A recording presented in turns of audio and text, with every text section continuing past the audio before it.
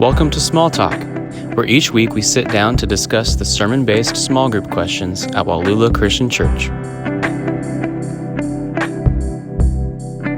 Hello and welcome back to Wallula's weekly podcast, Small Talk. My name is Zach Bolin. I'm joined by Craig Archer and Lance Kaufman, and we are today looking at Nehemiah chapter 11 and 12. We are getting close to the end. We have one more week, Nehemiah chapter 13. Yep.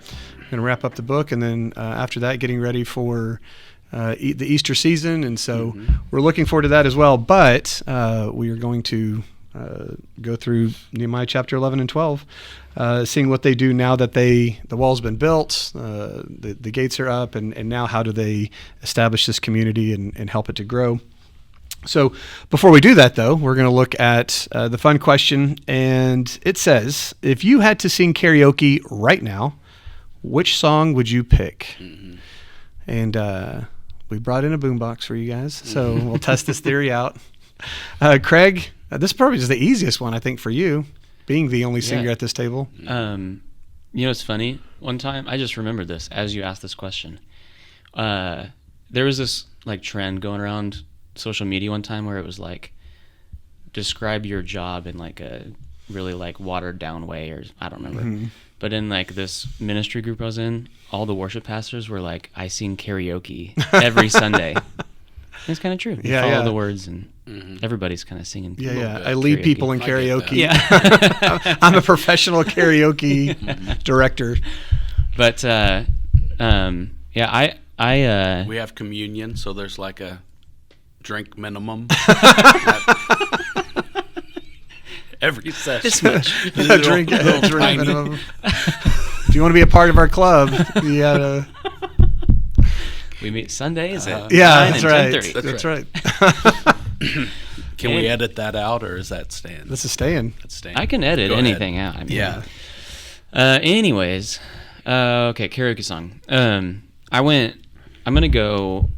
See, I don't listen to much pop music.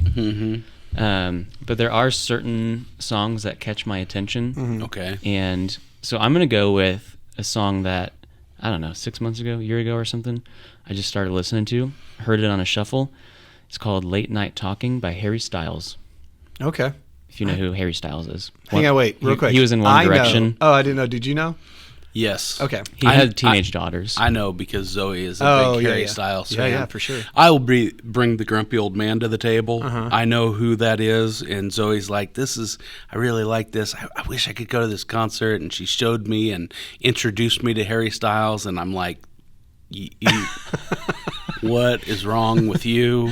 And you don't like those jumpsuits? Why don't you? Yeah, he has, why don't you love Jesus anymore? Interesting Get rid of source this. of Yeah, his fashion is There's kind a couple of his songs I've really liked. I Yeah. think he won like Best New Artist, I think, Did because he? as a solo, like he won a bunch last year when that album came out. There's a couple of songs I like, and I probably know it. I'm really terrible with names of songs, and so I'm like, I don't think I've ever heard that. And then you play it, I'm like, oh yeah, I know this song. It's one of like, because I went to his streaming page or whatever to look at his top songs, and it's maybe in like top 5 popular for him. And I honestly don't even know the other ones that well. That one just stuck out to me. there you go. It's an earworm. Yeah, Got stuck in my head. Yeah, Right. there's a couple like that. I saw Haley post a video of Haddon. Was that the song she that was was the singing? song. Yeah. Okay, yeah. So you guys must play it a lot at your house if your That's 2-year-old knows it. Well, Lance talked about this at the end of the sermon. Kids just want to listen to the same songs Right. over and Yeah. over and over. And so there's kind of certain songs we have in rotation if we're like cleaning the kitchen or whatever. So I played that one, and then every time it ends, Haddon says again. Again. So then I just put it on repeat. Yeah. And then she loves it and sings along. There you go. I remember when Graham was a baby and we were driving, and it was just like this. It's like they trained the parents because he was crying, whatever. It's just me and him in the car, and so we're flipping through the radio, and then Uptown Funk by Bruno Mars comes on, and he stops crying. Yeah. And I was like, well, it looks like we're going to be listening to this. I think I had to download the song, bought it for 99 cents at the time. For a period of time. He doesn't remember that at all, and he's like, oh, that's fine. I was like, this used to be the song that, for whatever reason, Really? quieted you down. Yeah. And so Interesting. Yep. Well, you can sing karaoke to Harry Styles as long as you don't start leading worship in like flowing garments And Harry Styles with style. scarves, Yeah. and Not going to be doing that. dresses. You He wears need- dresses. Yeah, he does, yeah. Sometimes. Yeah. You need to get tatted up, but not like a cool big one. Just All the tiny ones. the minor ironic Whatever that ones that don't trend match. is, Yeah. I don't. Yeah. Yeah. There's now on the other side of that, like celebrities who did that went all in, and now they're like, Right. never mind, and they're doing like Pete Davidson was a Right. comedian on SNL, but Right. he's now that he's becoming an actor, he's like, this is not good, so he's going Yeah. through, he's Oh. getting rid of all of them, Right. Because he's like, that was dumb. I'll just point out my lack of coolness in my age again, because recently, I say recently, last couple years or whatever, I saw Jelly Roll. Am I saying that right? Jelly Roll. And then he sang, and I couldn't put together what I was seeing. That and sound hearing. versus what you were seeing? Yeah. And I'm like, why is this happening?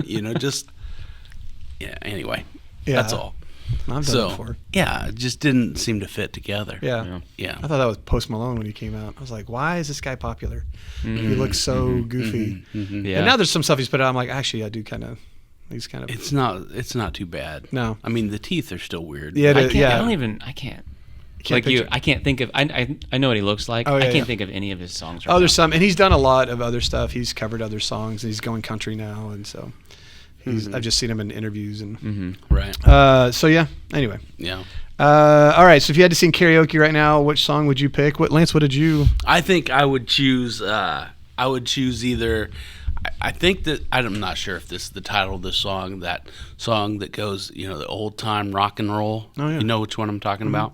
Yeah. Or the theme song to the Dukes of Hazzard. Okay. There's some good old boys. Oh, that's right. Yeah. Not doing no harm. Yeah. Yeah. So either one of those. That's what I'm going with. Yeah. Nice. Yeah. I'm trying to think who the Dukes of Hazzard one. I know that one. It's a famous country artist, I think, that recorded Merle it. Haggard. That's what maybe? I was thinking. Is I that wasn't Merle sure. Haggard?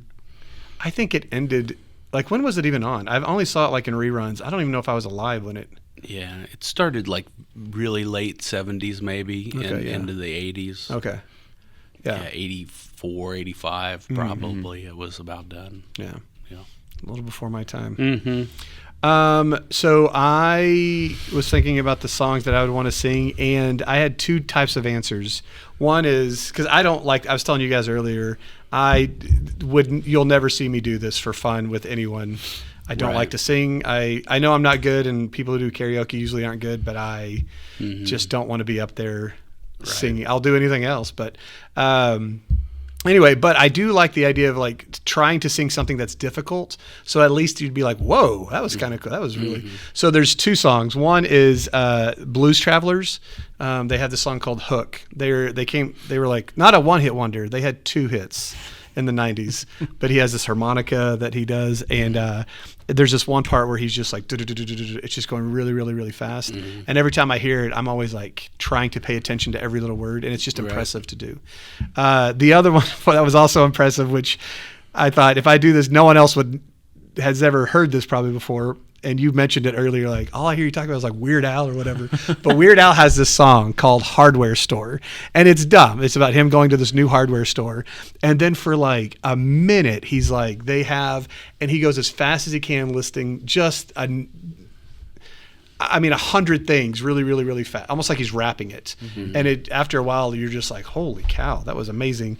Just for the sake that he could do that. And I'm like, oh, that would be kind of cool to be like, try to rap this dumb song. So you don't have it memorized? Oh, no, there's no Okay. way. I was Like, hoping you were going to say right now that you could just do it. No. Right. That seems like something you would do in college. Like, I'm going to Oh, no, I memorize definitely, this. I've tried to even like, I've looked up the lyrics and be like, let me just try to say it as he's doing it. And I can't even, This it goes, is almost good enough. It's He's it's looked so impressive. It's so stupid but impressive. But if I was so that being set aside, if I was actually going to sing a real song though that I could actually do, I don't think I could do Blues Travelers either. But Seven Nation Army by the White Stripes. Do you know that one? No idea. You actually do because it's one of the most It has a bass line that's super popular. It's like dun dun dun dun dun dun. They play it like at I know what you're talking stadiums, about. At sporting events. So that song, yeah. it's a very easy song to sing. It's a very catchy song. Yeah. It's not high on a range. It's kind of fun. Yeah. Other people could sing along with it, and there's not a lot of words. And it's a fun song. The chorus, I like it a lot. Well, what I would call the chorus in that song doesn't even have words, I don't think. It's just that riff, and it gets louder. Okay, so I was literally putting myself, like, what if I was actually singing this song? And I did think about it. I was like, there would be quite a bit of me just standing around. just waiting for the that part to go. Even on Sunday mornings, there's some songs that we do that have kind of a long instrumental part, and there might be kind of like a little guitar solo or something.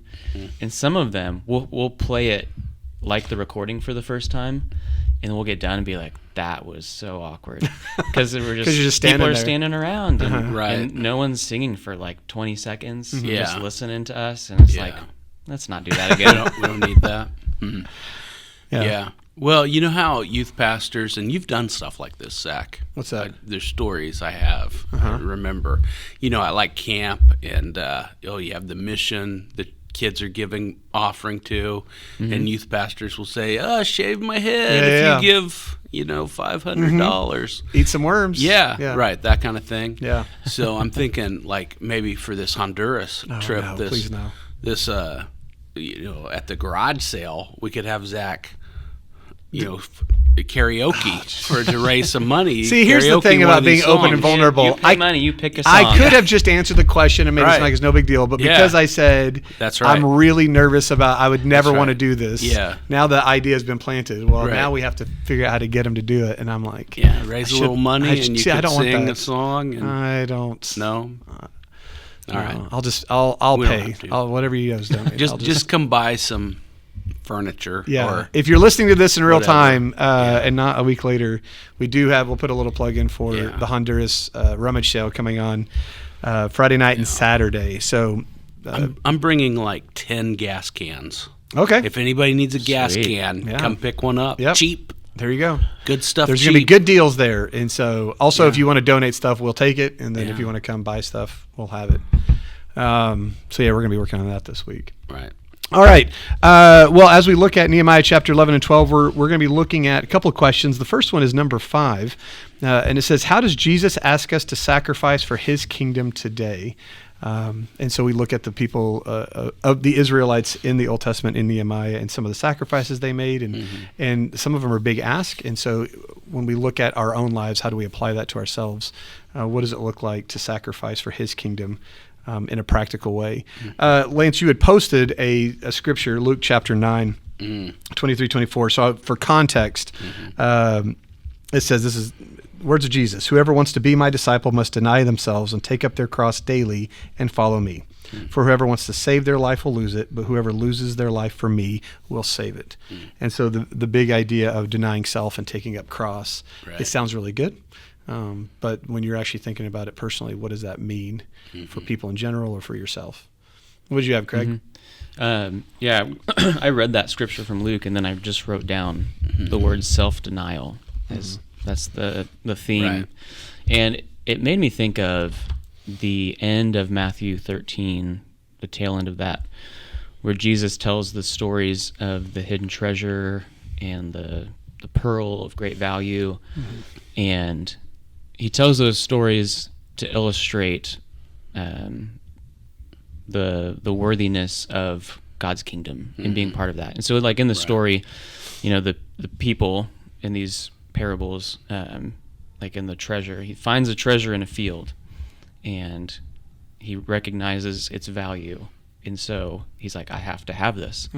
And the only way that he's going to acquire it is go sell everything he has and then buy the field.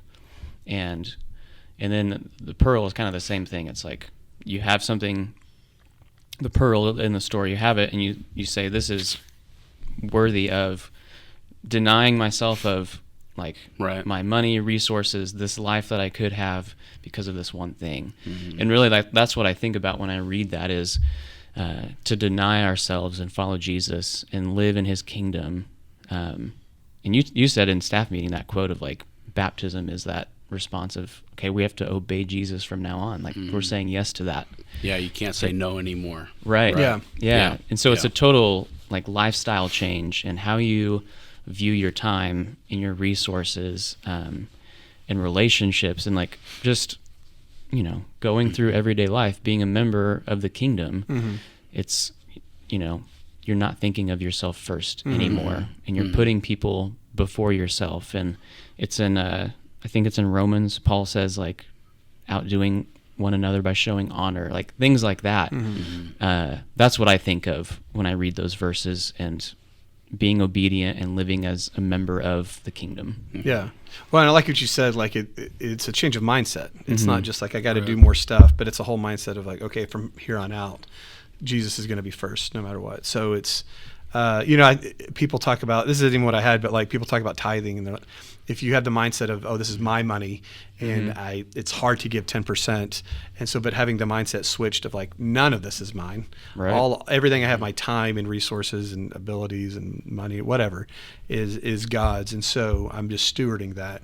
And I think it's going to be very difficult to sacrifice for Jesus, for his kingdom, if you're constantly like thinking, I'll give you a little bit versus you're try to outdo or anything else. It's not about giving God some of my stuff. It's his stuff that I'm like using. living like open-handed. Yeah, and it makes it easier to, I mean, it's still going to be a sacrifice, but you don't feel like it is like people who are able to do this really well. It starts with the mindset, and so you can have two people doing the same thing, and one is doing it, is it begrudgingly? Is that a word? Begrudgingly. Yeah. And so, and one is doing it faithfully, and it's life-giving. But so I was trying to think of like practically, what does it look like for us to sacrifice for his kingdom? And kind of the idea I had was twofold of either something you start doing or something you stop doing. And so, what does it look like for people to do it? And I said, it kind of depends. I mean, it depends on who I'm talking to and what they're going through in their stage of life. Because if the idea of like starting or stopping, I think for all of us, there's things that we need to stop doing at any point in our life. It's sins. So there could be sins that we're actively engaged in. It's like, if I'm trying to be more like Jesus, I need to stop and deny myself and stop doing those sins. It could be even things that aren't sins, but I know it's not healthy for me. So like if I'm on my phone too much and it's more becoming a distraction, if I'm giving too much of my time and thought and energy and emotions to like things in politics or my sports team, it's like those things are fine, but too much becomes an idol. And so I'm constantly thinking, is this good? Is this helpful for me, beneficial? So it could be a sin, it could be a habit, just pleasures that I enjoy, if it's eating or entertainment, is that, going too much? And then for me personally, I was the idea of being a people pleaser, something over the years looking at, because I am, I could probably, go to a really good counselor and they could pinpoint when that happened, but that's just how I am, my personality. And so recognizing I'm chasing this affirmation and I need to deny that. Sometimes I'm not going to be the one who's, the funniest or the most well-liked, because I'm trying to honor Jesus more instead of, doing the thing that gets the easy laugh or the easy, Anyway. And so there's some things in my life that I'm going to need to stop. And then there's also things in our lives that we need to start. And so, and Lance, you talk a lot about this from stage, but like, what's our next step in your faith? And so wherever you're at, so like if you don't know Jesus, then what is it that Jesus would want us to do? What does it mean to take up our cross? Well, getting those questions answered that's keeping you from accepting him. And then once you've done that and you're like, no, I believe. Okay, well then it's accepting him through baptism. And then what's your next step after that? Well, I need to get plugged into a community. And there's these things that are encouraging and life-giving, that help us on our journey. And so wherever we're at, even if you're a Christian who's been doing this for 40 years consistently and faithfully, there's still going to be a next step. Like what should you be doing next? Because none of us have this down. And so we've talked about this before, but for me, I remember a couple of years ago, just the idea of fasting. It's like, hey, I'm a leader at this church. I've been I'm teaching and leading by example. And then when I look at spiritual disciplines, what stands out to me, I'm like, well, here's one that I can't even say I could do it better. I should probably just do it consistently, and so trying to do that more on a consistent basis. So these are all things. If someone were to ask me this, how should I be sacrificing? Like, depends on where you're at right now. If you're a new parent, that's going to change how you parent at different stages. Yeah. So stopping something and starting something. Always having that in mind of becoming more like Christ and denying self. Right. Yeah. Yeah. And I just thought of a few things, kind of practical things. Maybe this is what it looks like to sacrifice for his kingdom in kind of our context and where we're at. And I mentioned on Sunday, look, these folks were moving back into the city of Jerusalem in Nehemiah chapter 11. And I'm not sure how big a sacrifice that was or whatever. And so I would sort of preface this conversation with that same sort of comment. I mean, nothing where... Jesus in Luke, those verses you read, Zach, he pick up my cross. Well, what's that really mean?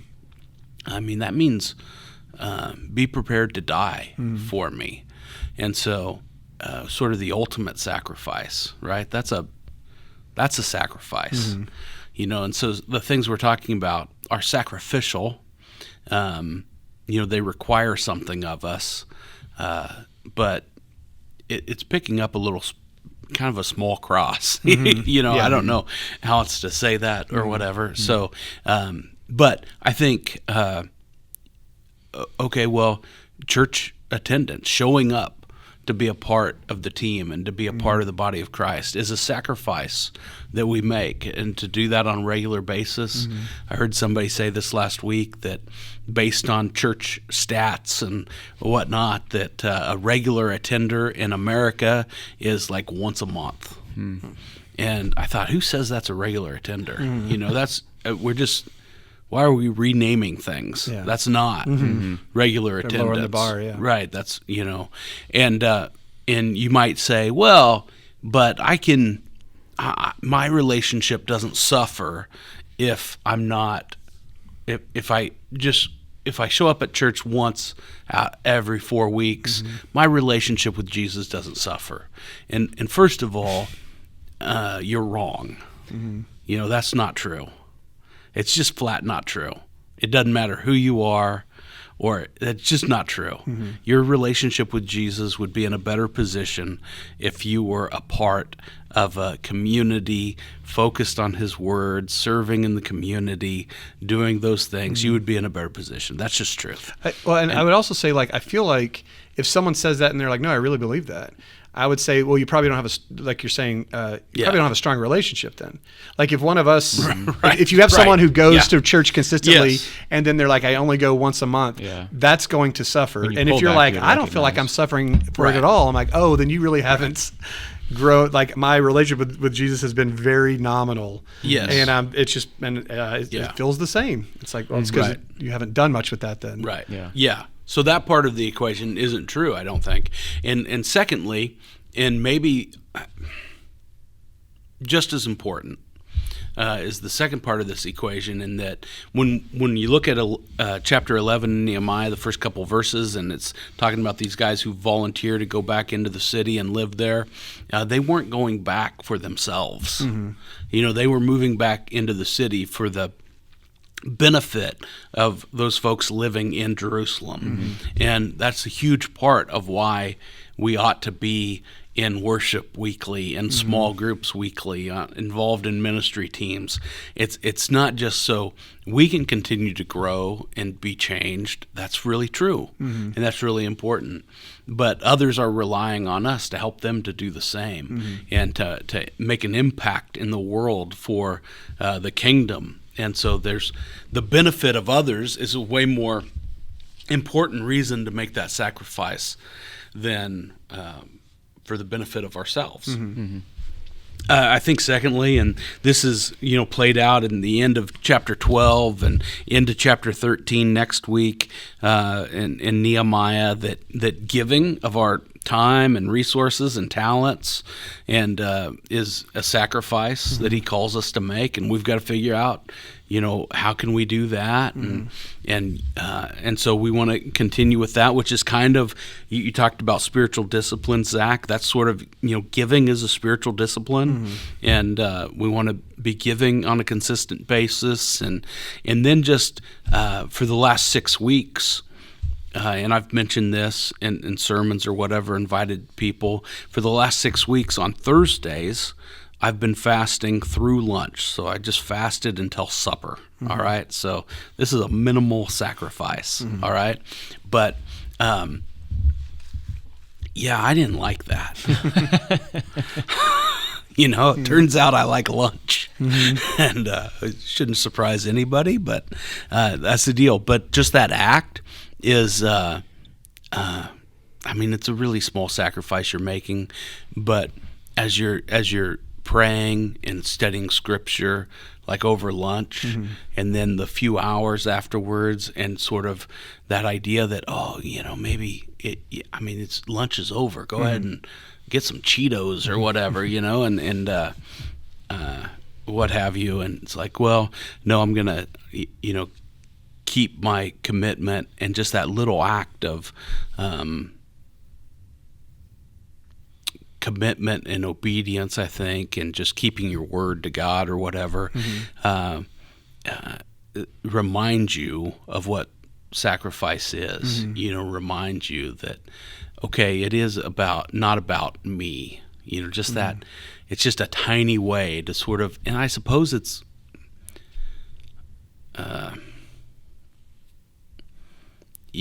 kind of artificial's the wrong word, but we're creating the situation ourselves, but it's creating that situation where you are saying yes to Jesus and no to yourself, which I think that if you're involved in that on a regular basis, if you can kind of build that into your life in that way, that when Jesus really asks you to, hey, will you say yes to me and no to self in this big way, then maybe I'm prepared to do that. Like when Jesus asked you, Craig, to, hey, I want you to leave kind of the marketplace and secular workplace and go into ministry, maybe you're in position to say yes. When our friend Dave Coleman, when Jesus asked him, hey, would you move out of the country and serve on the mission field? If we built in that spiritual discipline in so many different ways, all those things really, worshiping together, giving, those like fasting, those are all spiritual disciplines. And when we build those in, then maybe we're in a position to be able to say no to self and yes to Jesus at kind of bigger asks that he might make of us. Yeah, well, going back to the thing about the person who goes once a week or once a month, it's like, what if Jesus called you to go every week to church? And it's like, well, like for people who struggle to do that every week, it's like, that's a simple ask. We already know that that's what we're being asked to. And if that seems too hard, then actually following Jesus would be really hard. Right. Like, anyway, but doing it consistently on the small things helps it when it's big. Well, you can see what from Scripture, like the rich young ruler, he goes away sad, right? He's not ready to say yes. Nicodemus, right? Kind of seems like, oh man, he's gonna, but he had an awful lot to give up, and just wasn't ready, And so, are we preparing ourselves? For what Jesus might have in store for us. Yeah. Well, and it kind of leads into question number 8, which is what we're looking at. Speaking of, maybe coming to church weekly or worshiping weekly. And number 8, it says, why do we gather to worship at Wallula? And are we doing this out of obligation? And if not, then what should our motivation be when we gather? Craig, what did you have? Yeah, I wrote that it goes back to the previous question. Because along the similar thoughts, the weekly attendance, we are sacrificing time to be together on a Sunday and serve and worship. And so making that decision to do that and the consistency of that decision shows how much we value God and our relationship with him, and our worship to him is like the fact that we gather together and sing. Like we're committed to doing that. That's our way of expressing our adoration and love for him. And at the same time, like the question, like what should motivate or like why are we doing this? We're doing it to worship, but also it strengthens the church at the same time. Right. Because a lot of the times, like we think about worship as like a vertical when we're singing, and that's absolutely what we're doing. But at the same time, we hear our voices united. Right. And that is such a huge encouragement to me every week. And I get a unique vantage point of that because I see everyone's face and their expression, body language as they're worshiping. Right. And that strengthens me when I look out and see that. It helps me to redirect my attention and like, so like the worship team is leading from the stage, but the people in the congregation in the seats they're helping lead me as well. Right. Like it's something we're doing together. Some of the other, this question made me think of a book I read years ago called The Worship Pastor. And each chapter is kind of like this job description of the worship pastor. And he gets into like things that I didn't totally think about at the time. And it was a cool book to read. It was very helpful for me. I thought maybe that was going to be Haley's sequel. Oh, after Goodnight House? Yeah, after the Worship House is the worship pastor. Oh, we should have brought our book out. You could Haley wrote a book. Yeah. We could be talking about that with too. The guitar, and that'd be pretty cool. Just an idea. You don't have to give me credit for it.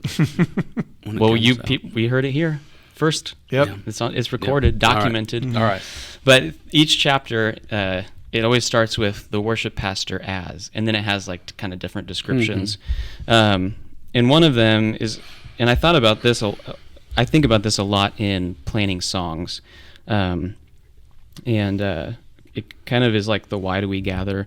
One of them is it reminds us of our theology and what we believe, and when we're singing those things, we're engaging in it, and it encourages us and each other, and so that's one of the benefits, and I think that's a great reason to gather together.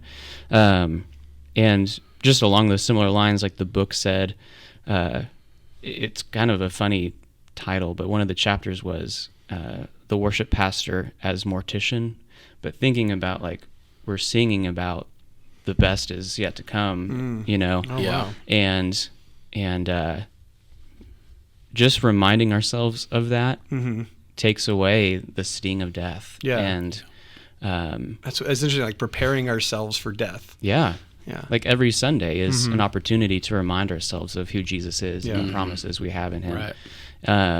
And what were the other ones? And just it's a fight in like spiritual warfare type stuff, and like thinking about like it just strengthens the church when we gather together to worship. Right. And it reminded me of this new song we were singing the past 2 weeks, and I didn't talk about it before we sang it, but it's called Praise His Name, but in parentheses, it's Psalm 148. We're basically singing Psalm 148. And Psalm 148 talks about all of creation is responding to God's name. Right. And it's, his creation is, and humanity is, we reflect him into this world, but we're just, what we were talking about before the podcast, in us is this natural thing that like we're going to worship. Right. And so like this is like the question says, are we gathering out of obligation? And I mean, yes, no, yeah, it's like, but there's something in us that we want to worship, and we're made to worship God. And so this is just, it's us walking in who we're designed to be. Right. But like you said before the podcast, that the God-sized hole in our heart. We need to be in a relationship with Him, and then we recognize and respond in worship. And so, those are all my thoughts on that. Yeah. Yeah. Oh, that's good. I love that. Obligation isn't always bad. Yeah, I thought it was bad until you said it. I was like, is it an obligation? I was like, actually, yeah. Yeah, I mean, right. it kind of, Right. but yeah, not in a bad way, though. No. Yeah. Well, and if there's one person in history, in eternity, in the world that we ought to be obligated towards, Right. Probably Creator, Yeah. Sustainer, Redeemer of the universe, it comes, maybe we have a little obligation towards Him. It's okay to say it that way. And towards other people, right? Towards other believers. That's probably okay too. Yeah. Jesus, I have an obligation to forgive. I have an obligation to love. Right. All these things. Yeah. So like, why do we gather and what should our motivation be? I could not stop writing things down about this because I just was like, also this and also this. But, what should the motivation be? The big picture I was trying to think, and I don't know if this even summarizes it all, but I just thought to grow in relationship and faithfulness to God. So that's like my big life picture. And so when I do this, it's like a small glimpse on Sunday mornings. But so in drawing closer to God and in faithfulness to Him, there's so many different things that happen because of that worship service.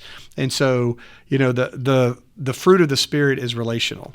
And so it's hard to do. That's why I really love that we do online, right? I think it's a great tool. But I cringe against it or push against it when people are like, oh, that's all I need to do. Because when we gather together, we're made for community.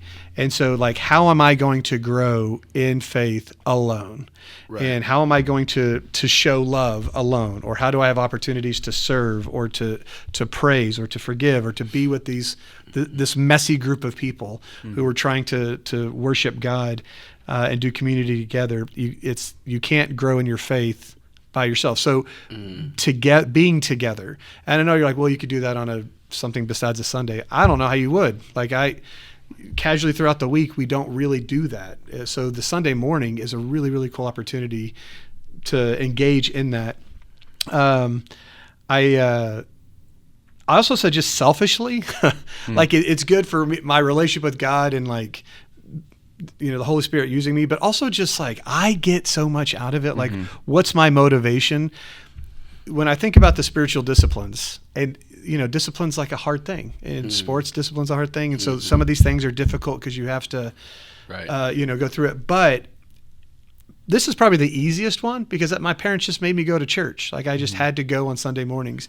And what I found is, I think because it's just become second nature and I don't question it, it doesn't feel like discipline anymore. Like I get a lot out of it because I think it's been such a part of my life. It keeps me moving in the right direction. No matter what happens in my life, this is always consistent. And so no matter how crazy things may get, I'm recentered because of worship, because of preaching, because of being with others. People have been able to pour into me because of the relationships I have through that. This is the selfish part of it. But doing community with others that are different than me has been beneficial. We talk especially today about echo chambers, and at Wallula, there's people who disagree on a lot of different things in the world, but man, we still have Jesus at the center, and seeing that visualized, like I'm worshiping next to people who are different than me, and realizing that's everywhere around the world, that there's people in all countries from different backgrounds who are focusing on Jesus first, and that's important to just be a healthy person. I like the idea that I'm with people who put Jesus first, and it like I said, it refocuses me. But I think at the end of it, I gather because I'm grateful, and we talk about people being busy. I feel like I'm busy, and yet specifically during worship and preaching, I hate to say it, but there's a lot of times when that's like the only time when it's like uninterrupted. Focusing on God. Like I'll do quiet times, but when my brain is going, but like when I'm worshiping, it's like, every time, like it refocuses on this is what I should be doing. This is really all that matters. Talk about death, and it's like, it's going to be okay, whatever may be happening. And so I'm grateful for that. And then, I could go, I feel like I'm just blabbering now, but like, there's just a lot of things in it that. And I was going to add, like, what you were talking about of you're just in the routine of Sunday after Sunday, and it doesn't feel like a sacrifice. And I was going to add, when we didn't have church because of the ice and snow like 2 months ago or whatever it was, that was such a strange feeling not being here on Sunday. Right. And I felt it. You know, I could get out my guitar and sing songs by myself at home, but there's something about being together. And like you said, like our sole focus and purpose in that moment is worshiping together. And it's just not the same as doing it alone or just in your living room.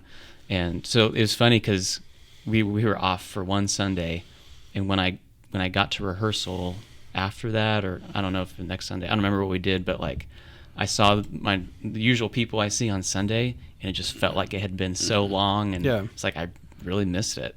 Well, it's funny because even with the youth group, like anytime we go on a trip, I always get this one question: who else is going? Because it's not the trip will be good. I can promise them you're gonna really enjoy it. But they want to know who else is going, because there's something in us that's like when we do this together, it's even. I would say more better. It's even better, right? Like I could go and by myself and learn and do all that stuff, but when I'm with other people doing it, it elevates the whole experience. And so you just can't get that by yourself. There's something that's not tangible that's there. Yeah. Those are great thoughts and lots of good reasons, awesome reasons that we come together to worship. I just think as you read through Nehemiah 11 and 12, that we should add, look, we have biblical examples of gathering together to worship. And oh, by the way, if you've ever thought, you know, sometimes the American church will get criticized, and lots of times we deserve it, but sometimes they'll get criticized for the things we do in worship. Why do we turn down the lights and worship? You know, what's that about? And I don't know if I have great answers or whatever, but I just think, man, these folks were gathered and stood on walls to worship. That's pretty weird. And so maybe it's just the context of, you know, it's going to be okay, and it's the time or whatever. But they gathered together, and people from all over, they came in, right? They made that sacrifice to get together. So again, you know, we probably ought to be willing to make the sacrifice, to make time and effort to come and unite as one. And then the other thing, I talked a little bit on Sunday about it, is that you know, when we get together on Sundays, we do gather to lift high the name of Jesus. We gather to acknowledge who God is and what he's done for us, but it's also a celebration of what he's done through us, you know, throughout the week. And I just think that's a great example in 11:12 of Nehemiah. They, you know, God helped them to restore Jerusalem and build those walls, and so they're celebrating that. And there's so many good things that happen in ministry here at Wallula Christian Church and in our lives that we ought to be coming together and just praising God for, and just celebrating you know, how he's at work all the time, you know, not just on a Sunday morning or whatever, but all the time he's at work in so many different ways. And so that's worth celebrating. So, yeah. No, that's great. I don't have anything else to add. I really like that question, though. All right. Well, we'll see you guys next week as we wrap up the book of Nehemiah and see how it ends. I don't want to give any spoilers away. Okay. Because it's about to go downhill a little bit. All right. We'll see you guys next week.